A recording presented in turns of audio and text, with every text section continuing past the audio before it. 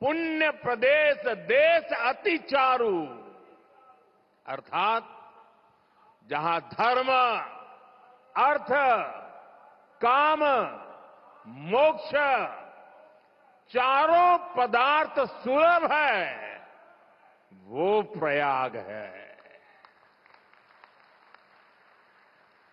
प्रयागराज केवल एक भौगोलिक भूखंड नहीं है, ये एक आध्यात्मिक अनुभव क्षेत्र है।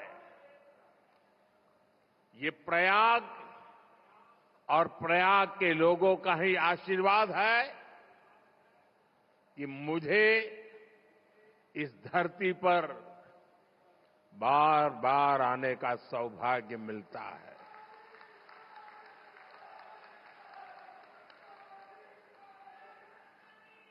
पिछले कुंभ में भी मुझे संगम में स्नान करने का सौभाग्य मिला था और आज इस कुंभ के आरंभ से पहले मैं एक बार फिर मां गंगा के चरणों में आकर के आशीर्वाद प्राप्त करने का सौभाग्य प्राप्त किया। आज मैंने संगम घाट के लेटे हुए हनुमान जी के दर्शन किए, अक्षय वट वृक्ष का आशीर्वाद भी प्राप्त किया। इन दोनों स्थलों पर श्रद्धालुओं की सहूलियत के लिए हनुमान कॉरिडोर और अक्षय वट कॉरिडोर का निर्माण हो रहा है। मैंने सरस्वती कूप रीडेवलपमेंट प्रोजेक्ट की भी जानकारी ली। आज यहां हजारों करोड़ रुपए के प्रोजेक्ट का लोकार्पण हुआ है। मैं इसके लिए आप सबको बधाई देता हूं। साथियों, महाकुंभ हजारों वर्ष पहले से चली आ रही हमारे देश की सांस्कृतिक आध्यात्मिक यात्रा का पुण्य और जीवंत प्रतीक है। एक ऐसा आयोजन जहां हर बार धर्म, ज्ञान, भक्ति और कला का दिव्य समागम होता है। हमारे यहां कहा गया है, दश तीर्थ सहस्त्राणि तीस्र कोट्यस्तथा अपराहा सम आगच्छन्ति माध्यातु प्रयागे भरतर्षभ। अर्थात संगम में स्नान से करोड़ों तीर्थ के बराबर पुण्य मिल जाता है। जो व्यक्ति प्रयाग में स्नान करता है वो हर पाप से मुक्त हो जाता है।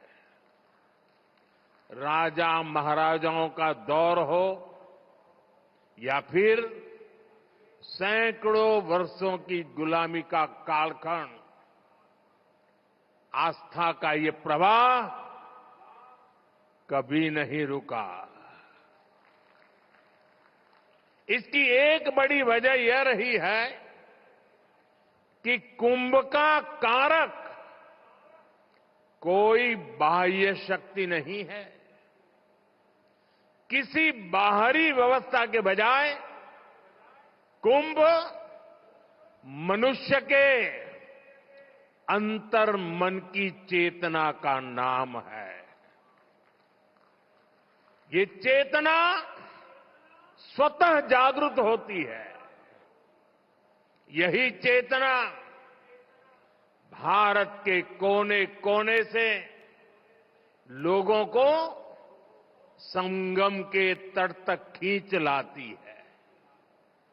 गांव, कस्बों, शहरों से लोग प्रयागराज की ओर निकल पड़ते हैं। सामूहिकता की ऐसी शक्ति ऐसा समागम शायद ही कहीं और देखने को मिले। यहां आकर संत महंत, ऋषि मुनि, ज्ञानी विद्वान, सामान्य मानवी सब एक हो जाते हैं। सब एक साथ त्रिवेणी में डुबकी लगाते हैं। यहां जातियों का भेद खत्म हो जाता है, संप्रदायों का टकराव मिट जाता है। करोड़ों लोग एक थे, एक विचार से जुड़ जाते हैं। इस बार भी महाकुंभ के दौरान यहां अलग अलग राज्यों से करोड़ों लोग जुटेंगे। उनकी भाषा अलग होगी, जातियां अलग होगी, मान्यताएं अलग होगी, लेकिन संगम नगरी में आकर वो सब एक हो जाएंगे। और इसलिए मैं फिर एक बार कहता हूं, ये महाकुंभ एकता का महायज्ञ है, जिसमें हर तरह के भेदभाव की आहुति दी जाती है। यहां संगम में डुबकी लगाने वाला हर भारतीय एक भारत श्रेष्ठ भारत की अद्भुत तस्वीर प्रस्तुत करता है। साथियों, महाकुंभ की परंपरा का सबसे अहम पहलू ये है कि इस दौरान देश को दिशा मिलती है। कुंभ के दौरान संतों के वाद में, संवाद में, सार्थार्थ में, शास्त्रार्थ के अंदर देश के सामने मौजूद अहम विषयों पर, देश के सामने मौजूद चुनौतियों पर व्यापक चर्चा होती है। और फिर संत जन मिलकर राष्ट्र के विचारों को एक नई ऊर्जा देते थे, नई राह भी दिखाते थे। संत महात्माओं ने देश से जुड़े कई महत्वपूर्ण निर्णय कुंभ जैसे आयोजन स्थल पर ही लिए हैं। जब संचार के आधुनिक माध्यम नहीं थे, तब कुंभ जैसे आयोजनों ने बड़े सामाजिक परिवर्तनों का आधार तैयार किया था। कुंभ में संत और ज्ञानी लोग मिलकर समाज के सुख दुख की चर्चा करते थे, वर्तमान और भविष्य को लेकर चिंतन करते थे। आज भी कुंभ जैसे बड़े आयोजनों का महात्म्य वैसा ही है। ऐसे आयोजनों से देश के कोने कोने में समाज में सकारात्मक संदेश जाता है। राष्ट्र चिंतन की ये धारा निरंतर प्रवाहित होती है। इस आयोजन के नाम अलग अलग होते हैं, पड़ाव अलग अलग होते हैं, मार्ग अलग अलग होते हैं, लेकिन यात्री एक होते हैं, मकसद एक होता है। साथियों, कुंभ और धार्मिक यात्राओं का इतना महत्व होने के बावजूद पहले की सरकारों के समय इनके महात्म्य पर ध्यान नहीं दिया गया। श्रद्धालु ऐसे आयोजनों में कष्ट उठाते रहे, लेकिन तब की सरकारों को इससे कोई फर्क नहीं पड़ता था। इसकी वजह थी कि भारतीय संस्कृति से भारत की आस्था से उनका लगाव नहीं था, लेकिन आज केंद्र और राज्य में भारत के प्रति आस्था, भारतीय संस्कृति को मान देने वाली सरकार है। इसलिए कुंभ में आने वाले श्रद्धालुओं के लिए सुविधाएं जुटाना डबल इंजन की सरकार अपना दायित्व समझती है। इसलिए यहां केंद्र और राज्य सरकार ने मिलकर हजारों करोड़ रुपए की योजनाएं शुरू की है। सरकार के अलग अलग विभाग जिस तरह महाकुंभ की तैयारियों को पूरा करने में जुटे हैं, वह बहुत ही सराहनीय है। देश दुनिया के किसी कोने से कुंभ तक पहुंचने में कोई दिक्कत न हो, इसके लिए यहां की कनेक्टिविटी पर विशेष फोकस किया गया है। अयोध्या, वाराणसी, रायबरेली, लखनऊ से प्रयागराज शहर की कनेक्टिविटी को बेहतर किया गया है। मैं जिस whole of the government approach की बात करता हूं, उन महाप्रयासों का महाकुंभ भी इस थली में नजर आता है।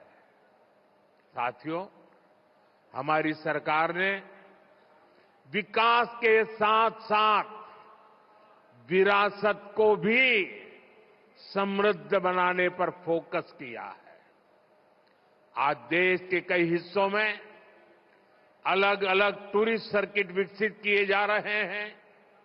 Ramayan circuit, Shri Krishna circuit, Buddhist circuit, Tirthankar circuit, इनके माध्यम से हम देश के उन स्थानों को महत्व दे रहे हैं जिन पर पहले फोकस नहीं था। स्वदेश दर्शन योजना हो, प्रसाद योजना हो, इनके माध्यम से तीर्थ स्थलों पर सुविधाओं का विस्तार किया जा रहा है। अयोध्या के भव्य राम मंदिर ने पूरे शहर को कैसे भव्य बना दिया है, हम सब इसके साक्षी हैं। विश्वनाथ धाम, महाकाल, महालोक, इसकी चर्चा आज पूरे विश्व में है। यहां अक्षय वट कॉरिडोर, हनुमान मंदिर कॉरिडोर, भारद्वाज ऋषि आश्रम कॉरिडोर में भी इसी विजन का प्रतिबिंब है। श्रद्धालुओं के लिए सरस्वती कूप, पातालपुरी, नागवासुकी, द्वादश माधव मंदिर का कायाकल्प किया जा रहा है। साथियों, हमारा ये प्रयागराज निषाद राज की भी भूमि है। भगवान राम के मर्यादा पुरुषोत्तम बनने की यात्रा में एक महत्वपूर्ण पड़ाव श्रृंगवेरपुर का भी है। भगवान राम और केवट का प्रसंग आज भी हमें प्रेरित करता है। केवट ने अपने प्रभु को सामने पाकर उनके पैर धोए थे, उन्हें अपनी नाव से नदी पार कराई थी। इस प्रसंग में श्रद्धा का अनन्य भाव है। इसमें भगवान और भक्त की मित्रता का संदेश है। इस घटना का ये संदेश है कि भगवान भी अपने भक्त की मदद ले सकते हैं। प्रभु श्री राम और निषाद राज की इसी मित्रता के प्रतीक के रूप में श्रृंगवेरपुर धाम का विकास किया जा रहा है। भगवान राम और निषाद राज की प्रतिमा भी आने वाली पीढ़ियों को समता और समरसता का संदेश देती रहेगी। साथियों, कुंभ जैसे भव्य और दिव्य आयोजन को सफल बनाने में स्वच्छता की बहुत बड़ी भूमिका है। महाकुंभ की तैयारियों के लिए नमामि गंगे कार्यक्रम को तेजी से आगे बढ़ाया गया है। प्रयागराज शहर के सैनिटेशन और वेस्ट मैनेजमेंट पर फोकस किया गया है। लोगों को जागरूक करने के लिए गंगा दूत, गंगा प्रहरी और गंगा मित्रों की नियुक्ति की गई है। इस बार कुंभ में 15,000 से ज्यादा मेरे सफाई कर्मी भाई बहन कुंभ की स्वच्छता को संभालने वाले हैं। मैं आज कुंभ की तैयारी में जुटे अपने सफाई कर्मी भाई बहनों का अग्रिम आभार भी व्यक्त करूंगा। करोड़ों लोग यहां पर जिस पवित्रता, स्वच्छता, आध्यात्मिकता के साक्षी बनेंगे, वो आपके योगदान से ही संभव होगा। इस नाते यहां हर श्रद्धालु के पुण्य में आप भी भागीदार बनेंगे। जैसे भगवान कृष्ण ने झूठे पत्तल उठाकर संदेश दिया था कि हर काम का महत्व है, वैसे ही आप भी अपने कार्यों से इस आयोजन की महानता को और बड़ा करेंगे। ये आप ही हैं जो सुबह सबसे पहले ड्यूटी पर लगते हैं और देर रात तक आपका काम चलता रहता है। 2019 में भी कुंभ आयोजन के समय यहां की स्वच्छता की बहुत प्रशंसा हुई थी। जो लोग हर 6 वर्ष पर कुंभ या महाकुंभ में स्नान के लिए आते हैं, उन्होंने पहली बार इतनी साफ सुंदर व्यवस्था देखी थी। इसलिए आपके पैर धुलकर मैंने अपनी कृतज्ञता दिखाई थी। हमारे स्वच्छता कर्मियों के पैर धोने से मुझे जो संतोष मिला था, वो मेरे लिए जीवन भर का यादगार अनुभव बन गया है। साथियों, कुंभ से जुड़ा एक और पक्ष है जिसकी चर्चा उतनी नहीं हो पाती। ये पक्ष है कुंभ से आर्थिक गतिविधियों का विस्तार। हम सभी देख रहे हैं कैसे कुंभ से पहले इस क्षेत्र में आर्थिक गतिविधियों में तेजी आ रही है। लगभग 1.5 महीने तक संगम किनारे एक नया शहर बसा रहेगा, जहां हर रोज लाखों की संख्या में लोग आएंगे। पूरी व्यवस्था बनाए रखने के लिए प्रयागराज में बड़ी संख्या में लोगों की जरूरत पड़ेगी। 6,000 से ज्यादा हमारे नाविक साथी, हजारों दुकानदार साथी, पूजा पाठ और स्नान ध्यान कराने में मदद करने वाले सभी का काम बहुत बढ़ेगा। यानी यहां बड़ी संख्या में रोजगार के अवसर तैयार होंगे। सप्लाई चेन को बनाए रखने के लिए व्यापारियों को दूसरे शहरों से सामान मंगाने पड़ेंगे। प्रयागराज कुंभ का प्रभाव आसपास के जिलों पर भी पड़ेगा। देश के दूसरे राज्यों से आने वाले श्रद्धालु ट्रेन या विमान की सेवाएं लेंगे। इससे भी अर्थव्यवस्था में गति आएगी। यानी महाकुंभ से सामाजिक मजबूती तो मिलेगी ही, लोगों का आर्थिक सशक्तिकरण भी होगा। साथियों, महाकुंभ 2025 का आयोजन जिस दौर में हो रहा है, वो टेक्नोलॉजी के मामले में पिछले आयोजन से बहुत आगे है। आज पहले की तुलना में कई गुना ज्यादा लोगों के पास स्मार्टफोन है।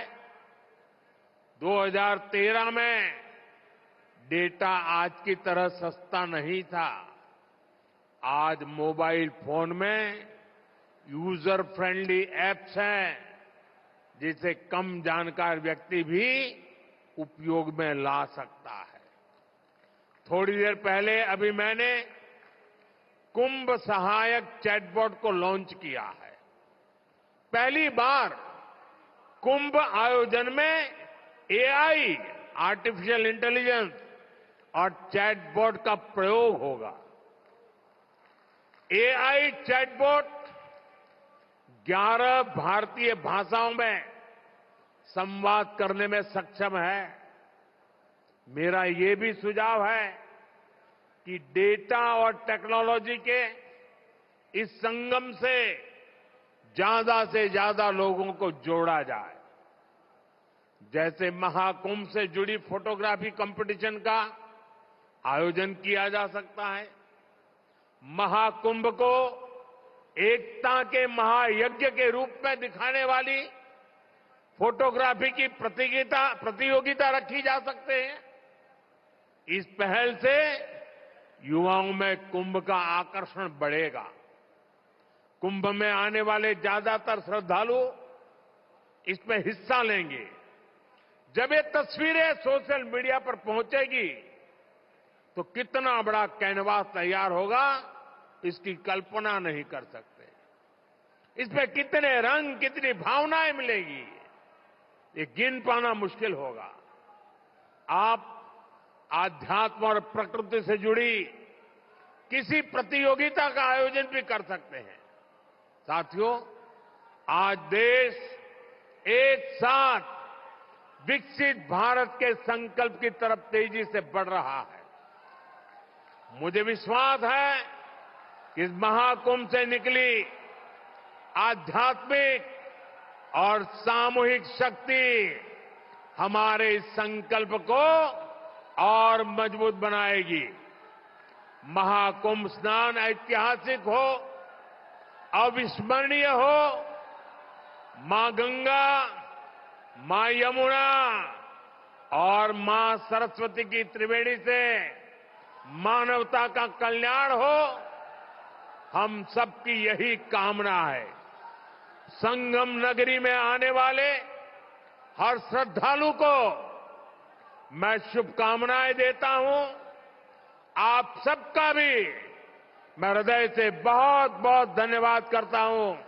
मेरे साथ बोलिए, भारत माता की, भारत माता की, भारत माता की, गंगा माता की, गंगा माता की, गंगा माता की। बहुत बहुत धन्यवाद।